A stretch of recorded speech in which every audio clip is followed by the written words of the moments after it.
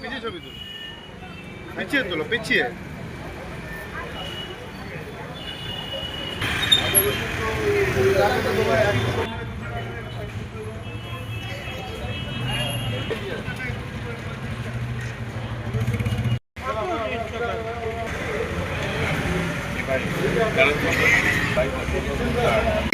আজকে মূলত আমরা বাজারে আমাদের পুরো যেটা কালকে মাননীয় মুখ্যমন্ত্রী একটা ভিসি করে জানিয়েছিলেন, একটা টিম গঠন করতে হবে এসডিও নেতৃত্বে।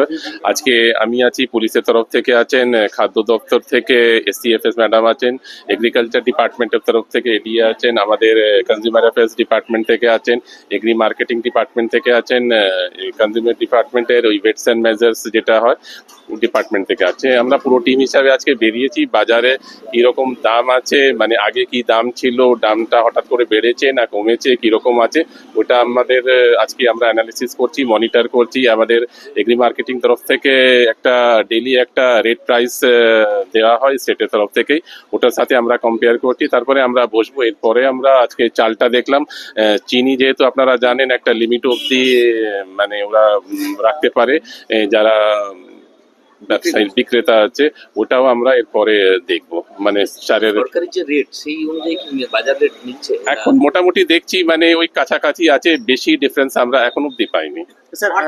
করা হচ্ছে কিছু কোনটা বাড়তি মজুতের কোনো খবর আছে আপনাদের কাছে? না, এখন অব্দি নেই। মানে ওটা আমরা দু একটা জায়গায় আমরা যাব, যেটা স্পেশালি মানে যেটা চিনির ক্ষেত্রে আমরা যেটা একটু লিমিট বেঁধে দেওয়া হয়েছে সেন্ট্রাল গভর্নমেন্ট তরফ থেকে, ওটা আমরা জাস্ট একটু পরে আমরা যাব দু একটা জায়গায়। আরেকটা বিষয় মুখ্যমন্ত্রী যেটা বলেছেন যে ছোট ব্যবসায়ীদের পাশাপাশি বড় যারা ব্যবসায়ী রয়েছে তাদের কাছেও হ্যাঁ, নিশ্চয়ই নিশ্চয়ই। আমরা এরপরে আমরা তো দেখলাম, এরপরে রাইস মিল আছে, মানে পরপর যেটা ধাপ আছে ওটা আমরা যাব। আজকে আমরা দেখে নিচ্ছি বাজারে কি সিচুয়েশন, আমরা টিম মেম্বার যারা আছে বসে একটা অ্যানালিসিস করে নেবো, পরে আমাদের স্টেপটা আগে যাবে।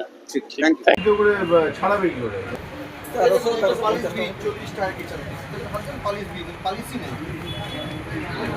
মূল কথা রেটটা একটু নরমাল।